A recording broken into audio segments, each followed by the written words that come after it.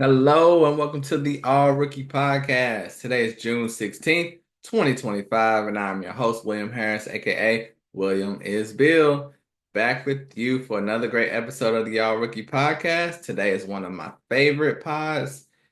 I would say it's probably my favorite pod to do, the 2025 NBA Draft Player Comparisons. A lot of people don't like doing player comparisons, mainly because they're not good at it. But it's one of my favorite things to do because, first of all, it's fun.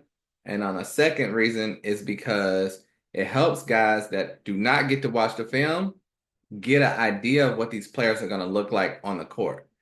So sometimes you can say all you want about a player over a podcast or an interview, but if you compare them to a player that they already know, it really makes it clear in your head. So today I have 16 player comparisons that I have discovered through my scouting.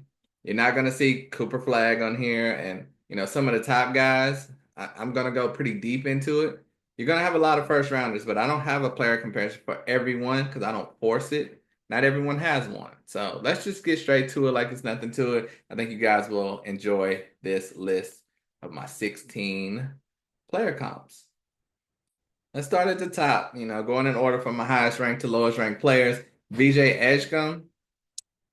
Yeah, got a comp for him, guys. Let's see. I don't think you're gonna like it. I think it's gonna worry a lot of you guys. But this player that I'm gonna compare him to was very, very good in college. So I don't know what happened to him in the NBA, but VJ Edgecombe, my fifth ranked player from Baylor, 6'5", 180, 19 years old. Gonna compare him to a player that is 6'5", that was 190, and VJ averaged 15 and 5 with 3 assists, 2 steals. He averaged 18 and 6 with 4 assists and 1.5 steals. And they both shot 34% from three. Now, BJ Edgecombe, high flyer. When he's coming down the court, get out of his way, quick hands on defense, great pickpocket. He's in the top 6 consensus for everyone. He's a great one-on-one player, fast and athletic. Um, he comes across as a sure thing to a lot of people, but to me, I see a way where he can also get lost in the shuffle. It's going to depend on what team he goes to. He could be the most explosive player in this draft. He's really good, but is he special? I'm not sure. He has a very smooth game. He does flash on the screen with how dynamic he is. But if you look at the film of BJ Edgecombe and you look at the film of Jarrett Culver in college, it is very similar. Some would even say Jarrett Culver played better than him in college. Now, I don't know what happened to Jarrett Culver in the NBA. Could have been fit, could have been off the court issues, but they were very similar players. I told you the stats. I told you the 3-point percentage. The athleticism was there.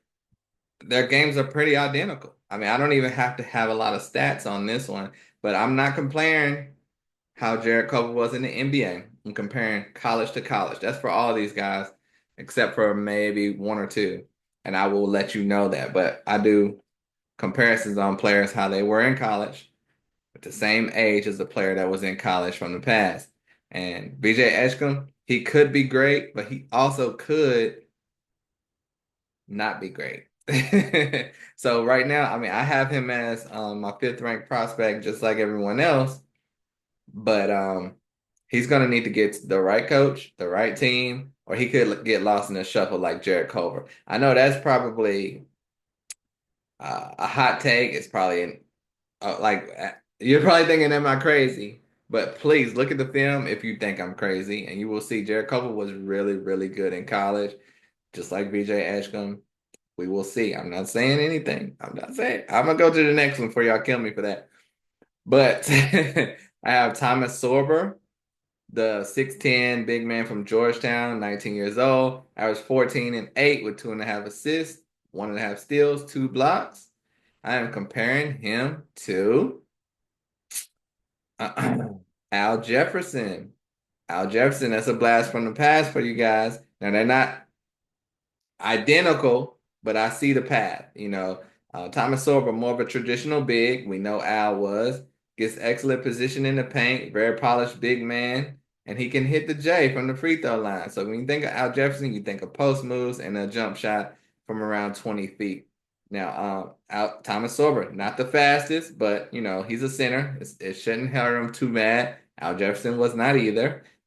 He can hit the little running hook shot, but Sorber can even hit the three a little. If Al played in today's time, he would have been shooting more threes. But Sorber also moves his feet well on defense, plays great defense, can contain the block. He's a stone wall at times. And we know Al Jefferson did it all as well. Now, Al Jefferson didn't play in college. So you have to look at some of his NBA tape. But he's 6'10", 260. And like I said, Sorber, 6'10", 255. And Al's moves, I will say, were way more polished than him. But this is NBA tape as well. But Thomas Sorber can get there with the skill he has. They both have the same soft touch and work great in the paint. Al gets on the block and he goes to work a little bit more than Thomas Sorber. But Thomas Sorber does a lot of pick and roll and getting good positioning without the ball. Al was more back you down, back you down, back you down. But he can still get on the block and go to work as well. Sorber just needs a little polishing, and being 19 means he definitely can reach that stature. So when I see Thomas Sorber, I see some Al Jefferson and in his game, and give him a few years, and I think he can get there. Next on my list, Asa Newell, the 6'10" forward/center from Georgia, 19 years old, has 15 and 7, 1 steal, 1 block. Comparing him to Jalen Williams, not the guard, but the big man from Arkansas. He's 6'10", 245, so weighed a little bit more, but he averaged 11 and 10 with 1 block per game. And now, Asa shot 30% from three, Jalen 24% from three. Both can shoot the three. Both are fast and athletic for a big. Asa shoots it better. But other than that, their games are very similar. And I really think if you think of Jalen Williams from Arkansas that's on OKC, you think, he's a replaceable player. He's not that good. And Asa Newell, I have ranked 8th in the draft. So you say that shouldn't be a top 10 guy. But in my opinion, Jalen Williams is more talented than he gets to show on OKC. He is one of those players that's in the position to, hey, play a role. And that's what he has to do because he showed a lot more in college. Now, Asa, we will see if he's put in that same type of situation. But the team you go on, the coach you have is very dependent on your future in the NBA. But they are very similar. And Jalen is a better passer, but Asa is a better offensive player. So we will see if that will allow Asa Newell to get more on the court because he's a modern day big that can flourish in today's game. Great size, great movement, great touch, can shoot the three, has a nice little hook shot. Asa can get a little stronger in the paint, but like I said, the coaching situation is going to be super important. And I would expect Asa to still be in the top 15 in this draft class. I have him 8th. Others may have him a little lower, but very talented prospect. So Asa Newell to, Jalen Williams. What do you think about that one? Next on the list, Trey Johnson. This is going to be controversial, y'all. But Trey Johnson from Texas, 6'6", 190 pounds, 19 years old. I'm comparing him to a guy that's 6'4", 6'5", 210. Great college three-point shooter as well. Trey averaged 20 points, 3 boards, 3 assists per game. Buddy Hield averaged 25 points as a senior. Well, I just gave his name away, but I think he left as a junior. But yeah, Buddy Hield is the comparison for Trey Johnson. They are very similar. Now, a lot of guys have Trey Johnson going 4th or 5th in the draft. To me, that's too rich for my blood. I have him as the 9th ranked prospect because you're thinking Buddy Hield, you think all he does is spot up, shoot threes. Buddy Hield was much more than that in college. He could do it all. Both were big time scorers and had low assist rates. So they are looking to shoot that ball and not pass it. And they both are tremendous shooters. But Buddy Hield handled the ball a lot more in college. And he created for himself more now, more then than he does now. And like I said, both 40% three-point shooters. Buddy Hield is a better rebounder. Trey is taller and skinnier. So when Trey gets a little more weight on him, he may be able to rebound a little bit better. But I don't think Trey is a top 5 guy. He's my ninth ranked prospect. He's gonna have to show me he can do more than play like Buddy Hield to be top 5. And that's no disrespect because Buddy Hield is he slept on because he is a really, really good player. But he's not the star. He's not a top 5 come in and change your team type of player. He can help elevate your team.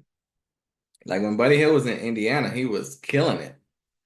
So Trey Johnson, I think if you're expecting him to come in your team and change things, that's not necessarily going to happen. He can help your team a lot if you need shooting, but like I said, he doesn't really pass.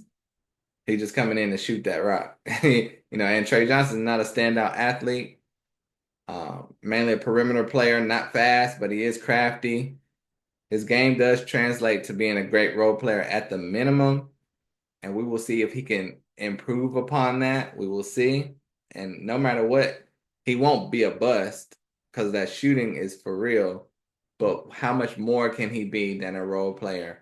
And I mean, honestly, this might sound weird, but he'd be lucky to have the career Buddy Hield has had. Buddy Hield is really good, but he's not looked at upon that way from casual fans.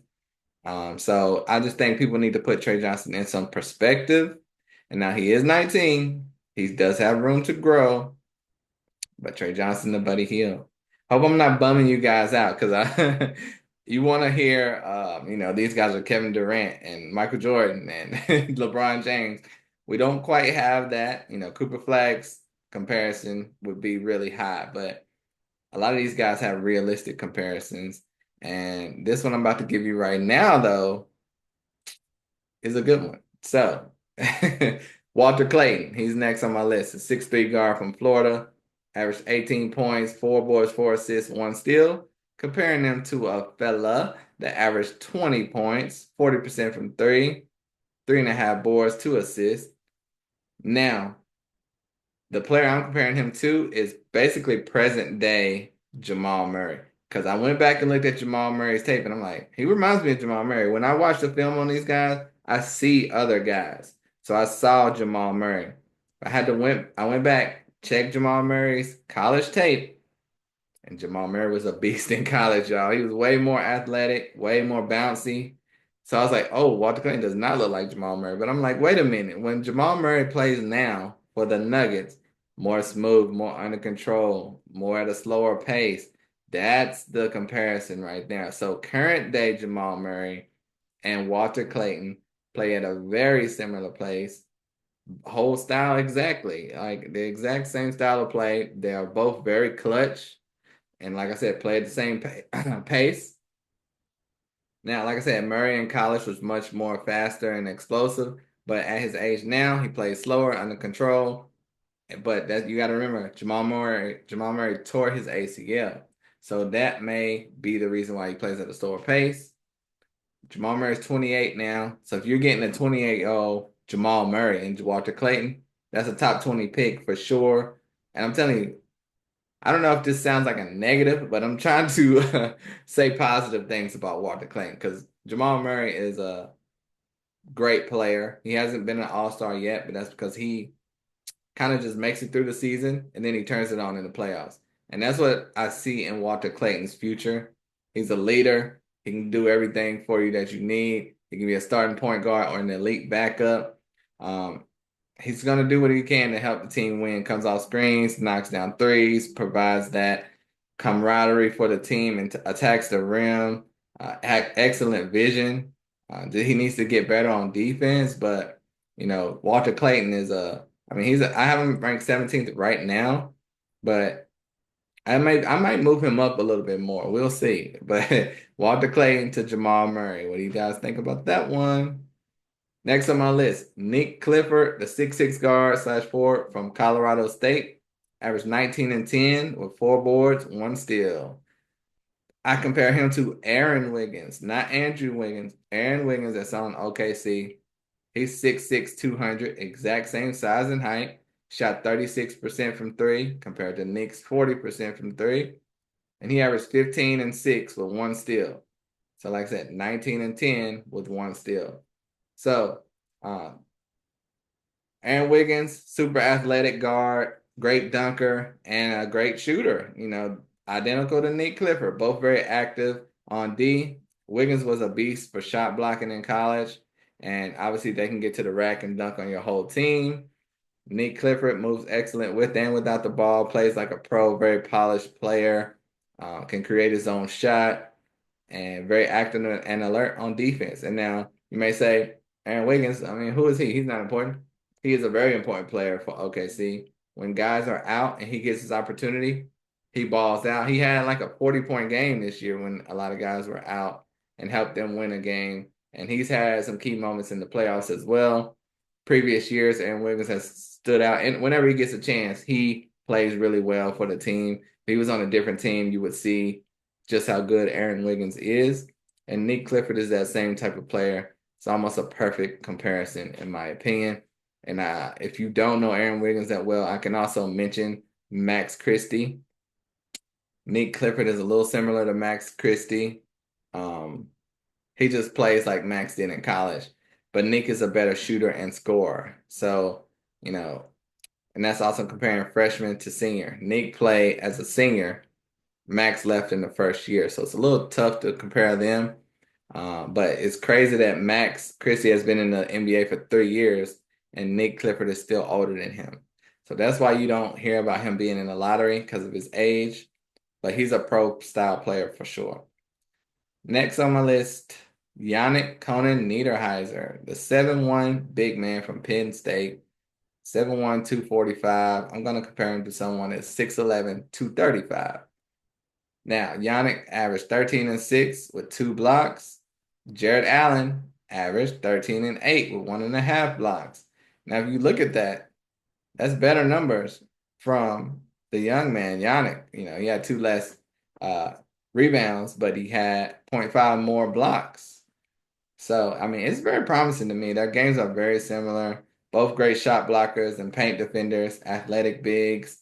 Allen only needed 1 year in college, but Yannick played 3 years in college. So, if Jared Allen played 3 years, his numbers would have been better.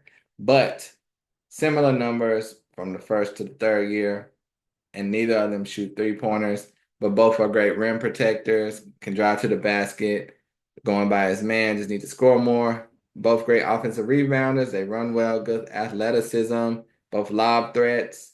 And they're modern day centers, is minus the shooting, but because you either want an athletic center or a shooting center, and we've seen Jared Allen be an all-star. We know how important he is to the Cavs. So, I mean, Yannick Conan Niederheiser, Jared Allen, boom, boom, bang. Next, we have on the list, Jace Richardson, the 6'1" guard from Michigan State, averaged 11, 3, 2 assists and 1 steal. I'm comparing them to someone that averaged 11, 6, and 2 steals. Similar numbers, both lefties. But that comparison is to Mike Conley. It's rare you're going to see a 6'1" guard flourish in the NBA. Mike Conley is one of them. And I'm not just comparing them because of that. Jace is a better shooter, but Mike is a much better assist man. Jace just needs to get to that level of passing to succeed in the league, but they're the same height, weight, and played similar style games. And Conley was a little better at steals as well. But yeah, it's very hard for 6'1" point guards to succeed in today's NBA, so Jace will have a long road ahead of him. But as far as his archetype, very similar. He can juke his way to the hole, nice handles and crossover, tremendous step back. And that Jace Richardson is 39% from 3. So that's better than Mike Conley's 30% from 3. That's going to help him out a lot. But yeah, he's going to have to get those assists up. He does have the vision. He just has to execute it to make his teammates better. And his future is bright if he can get that passing up. It's just tough at 6'1". So hopefully he have a mentor like Mike Conley, Chris Paul, that can help him out. And he's going to have to go to the right team. But Jace Richardson, he's my 25th ranked prospect. Because of that height, it's very rare that you're under 6'3" and you get a chance in today's NBA. So we'll see where he lands. Next on my list, Amari Williams, the 7-footer from Kentucky. I have him ranked 28th. 7 foot, 260, comparing him to someone who is 6'11", 265. He averaged 11, 8, and 3 assists with 1 block per game. The comparison is Day'Ron Sharpe, who averaged 10 points, 8 boards, and 1 block. So 11 and 8 and 1, 10 and 8 and 1. Very similar numbers. Amar'e is a bit bigger than Day'Ron. Amar'e can shoot it better and actually shoots 3-pointers, period, unlike Day'Ron, and shoots them at 25% rate. And that's not terrible because it's a center. If I was a point guard, that would not be good, not be worth mentioning. But for a center, that's promising. They have a similar play style. And other than that, Day'Ron Sharpe has been in the league 4 years. And unfortunately, he is still younger than Amar'e Williams. So that's the knock. You're going to see a lot of guys in their 4th and 5th year. There's a guy or two in their 6th year coming into this draft. So we have a lot of older prospects. And, I think he's more advanced than Day'Ron Sharpe was in college by far. But like I said, you're comparing an 18-year-old to a 24-year-old. So it's a matter of how much more can Amar'e advance in the NBA. And he's going to have to get drafted high. I've seen some lists where he's not being drafted, some late second round. To me, he's a first rounder. I have him ranked 28th. I mean, he's a huge man that runs the floor well, can dunk anything close to the rim, good rebounder, has a nice hook shot, and he's not raw, good passer, great leaping ability. I just think he's an NBA center. He needs to get those blocks up. 1 block per game is not good enough, but he did only play 22 minutes per game. So there's promise for Amar'e Williams. And I think at minimum he can be Day'Ron Sharpe. I think he can be better. We will see. Next on the list, we have Zion James, the 6'6" guard from Duke, 22 years old. He averaged 8 points, 4 boards, 3 assists, 1 steal. Comparing him to someone whose numbers were a lot better, 16 points, 4 boards, 1.5 steal. So their games are very similar though. So obviously you see the player I'm comparing it to scored a lot more, but Zion is a much better shooter, especially from 3. Now, Zion can catch and shoot, but he can also put the ball on the floor, get some things done. He's either making the right pass or making a simple decision to get to the rack. He's nothing fancy, moves his feet incredible, stays with his man, high IQ, great defense. His size and body allow him to be good at that. And the comparison is Lu Dort. And like I said, Zion is a better shooter. Lu Dort was a better ball handler in college. Lu Dort was not the same player that he is now as well. Like I mentioned earlier with Jalen Williams, Lu Dort is having to play a role in OKC as well. Lu Dort was a beast in college. He was handling the rock like a point guard, getting his own shot, doing all things on the court. But we obviously know Lu Dort was a beast on defense and is a beast on defense. But yeah, he did way more in college. He was way more fluid and bouncy than Zion James in college. Both are very strong with the defensive capabilities to impact a game. Zion's shooting will make him just as valuable, if not more, than Lu Dort if he can carry that over to the NBA. I love both of their games, and clearly having Lu Dort in the NBA shows you that can work and be effective. And not only that is very important because Lu Dort is on the #1 team in the league, and that's just not my perception. That's just a fact. They're the #1 team. Indiana's playing incredible right now against them. They're going to push them to minimum 6 games, but OKC has been the #1 team all year, and we're looking forward to a great championship. But Zion James, Lu Dort, very similar. Zion James can shoot it better. We'll see if he can have the type of career that Lu Dort has had. That was the top 10. Let's go on to number 11. We got a few more. Hope you're enjoying this list. If you have any concerns, questions, think I'm crazy, you got a better comp, I want to hear it. At William is Bill on X, comment on YouTube. Next, we have John Tonje, the 6'6" guard from Wisconsin. Averaged 20 points, 5 boards, 2 assists, 1 steal. Those are great numbers from a guy you may not have heard of. but his comparison is a guy 6'6", 205, averaged 16 points, 3 boards, 3 assists, 1 steal.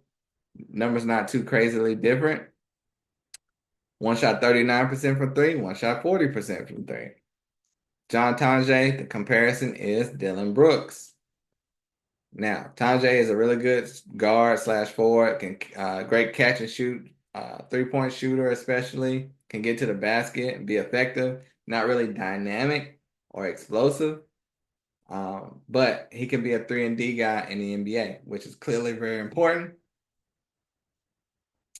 That's clearly what Dillon Brooks does. John is not super fast or super athletic, but he's good enough to get the job done on both ends of the court, just like Dillon Brooks.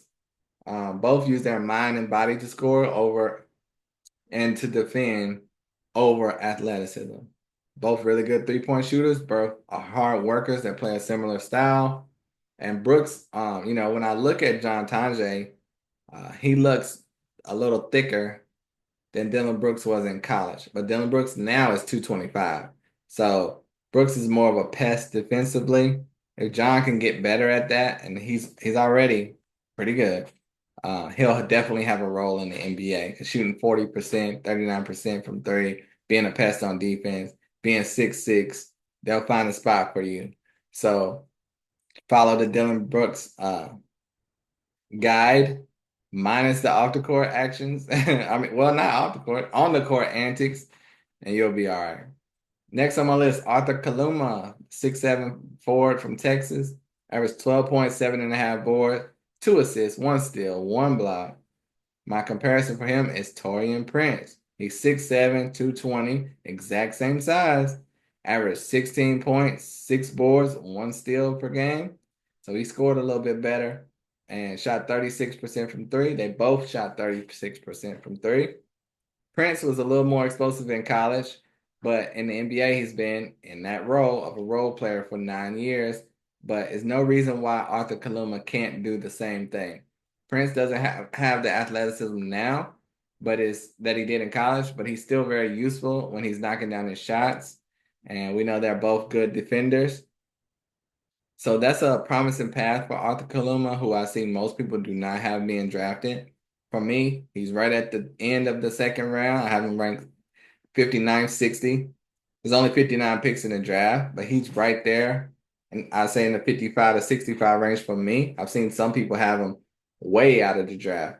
And for me, if you compare him to a guy like Taurean Prince, it's very similar. So there's no reason why he should not be drafted. It'll just have to be the right team, right situation. And if he's not drafted, he should be a priority free agent because he's a hard worker, gets the ball, attacks the rack, nothing fancy, but gets the job done. He'll do all the dirty work for you, drives into traffic a little wild sometimes, but he's relentless in trying to get to your team and take the will from your team. He's a senior, so he's heady, smart.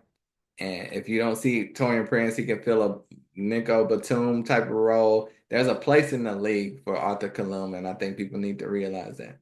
Next on my list, Cliff Omoruyi, 6'11" big man from Alabama, 240. Comparing him to someone that's a little shorter, 6'9" and 225. And they are not direct comparisons, but Precious Achiuwa is the comparison. Precious could actually shoot the ball, and Cliff Omoruyi cannot. But both are hard-working bigs. Cliff Omoruyi is bigger and taller, and Precious can shoot better from the outside. Both defend extremely well, and if Cliff learns to shoot it, he can be really impactful. And you will see that Precious averaged 2 blocks, Cliff averaged 1. Precious averaged 11 boards, Cliff 6.5. But that's because Cliff only played 19 minutes per game, so he very well could be a better player than Precious Achiuwa in the right role, in the right opportunity. So I think he's being slept on. Cliff Omoruyi should be a second round guy. It's tough, man. So many good players in this draft. That 55 to 65 range, there's going to be some good guys not being drafted. I think it's 70 very draftable players at least in this class. And Cliff Omoruyi is one of them. So look out when you see him get drafted or signed as a free agent. Think Precious Achiuwa, but bigger, just not that great of a center. I mean, shooter, my bad. Next on the list, my last and final. No, it's not. I got two more. I got three more. Peyton Sanford, the 6'7" from Iowa. We'll speed it up a little bit. Average 17 and 6 with 3 boards, 1 steal, 1 block. My comparison is Sam Hauser, who's 6'8", 218, average 16 points, 7 boards, 2 assists. Very similar numbers. The only real difference in the numbers is Sam Hauser, lights out shooter from three, over 40% all 3 years in college. And Peyton Sandiford, he shot 37% from three last year, but this year 34% from three. So if you're going on an average like that, it's not at the 40% that Hauser is. So he's like a Sam Hauser that's not as automatic as Sam Hauser. But he's a great catch and shoot 3-point shooter, quick release, can get to the mid range. And he's quality shooters are always needed, especially for championship teams. But he can surprise you by how he'll blow by you and get to the rim, especially when defenders are expecting him to shoot the three. So look out for Peyton Sandford. I have him undrafted at the moment, but he's really talented. And like I said, a winning team would want him on the team. It's just such a deep class. If you end up with him on your roster, don't be surprised. He's worth a role in the NBA. Next on my list, Tamar Bates. My comparison for him is Taylor Horton Tucker. You see, we're getting in the weeds now. But Tamar is 6'5", 195 from Missouri. Taylor Horton Tucker was 6'4", 233, so a lot heavier. But their points were similar, 12 to 13. The steals were exactly the same at 1. Taylor Horton Tucker was a better rebounder, of course. But Tamar Bates shot 40% from three. Taylor, 31% from three. So Tamar is a much better shooter, a lot skinnier, but the style play is very similar. His shot is even similar in a way. So being a Taylor Horton Tucker type of player, but a better shooter, should at minimum get him a 5-year NBA career. Because Taylor Horton Tucker's been in the league 5 years, and he's considered small, but overweight kind of. But it's a lot of stuff going on with Taylor Horton Tucker, but he's still thriving. Well, still surviving in the NBA. And I can see Tamar Bates having that same type of role, whether he's drafted or not. He deserves a shot with that 40% shooting from three. So Tamar Bates to Taylor Horton Tucker. And last but not least, not an exact comp, but I had to throw this in there. Sean Padula, the senior from Ole Miss, 6'1", 190, comparing him to Peyton Pritchard, who's 6'2", 190. Sean averaged 15 and 3 with 4 assists, 2 and 2 steals. Peyton, 21 points, 4 assists, 4 rebounds, 5.5 assists, and 1.5 steal per game. Now, Sean shot 39% from three, Peyton 41% from three. They both have great handles, can pull up wherever, but both are small point guards as well that get the job done.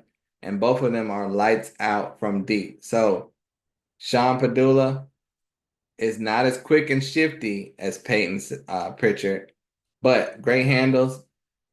He actually looks a little small out there. He can barely dunk the ball at times, but he's a really good shooter. And, the other 3 years he was good at shooting, but he really improved his senior year, and he turned into a great college point guard, not scared in crunch time. And, very similar, crafty, clutch. And like I said, Peyton is faster than him, more shifty and a better scorer, but Padula plays a little more laid back and slower. So we mentioned that earlier with who did I say? Walter Clayton plays more laid back now, just like Jamal Murray now. But he had an injury, so we will see. That's deep into the weeds. Sean Padula, you may not hear his name on draft day, but he is like a Peyton Pritchard light. So I hope you enjoyed this episode. Let's go over 1 through 16 one more time, real quick. In case you missed one, VJ Edgecombe to Jared Culver, Thomas Sorber to Al Jefferson, Asa Newell to Jalen Williams, the big from OKC, Trey Johnson to Buddy Hield, Walter Clayton to Jamal Murray, Nick Clifford to Aaron Wiggins, Yannick Niederheiser to Jared Allen, Jace Richardson to Mike Conley, Amari Williams to Day'Ron Sharpe, Zion James to Lou Dort, John Tonje to Dylan Brooks, Arthur Kaluma to Taurean Prince, Cliff Omarui to Precious Achua, Peyton Sandford to Sam Hauser, Tamar Bates to Taylor Horton Tucker, and Sean Padula to Peyton Pritchard Light. And that comparison to Jamal Murray was 28-year-old Jamal Murray. But like I said, one of my favorite pods. I'm going to be putting out some images on X when I do the comparison. I love doing that every year. We are about 10 days away from the draft. Get excited, y'all. I love your questions, comments, all that good stuff. Hit me up at William is Bill. Till next time, I'm out of here. Peace. Happy Father's Day.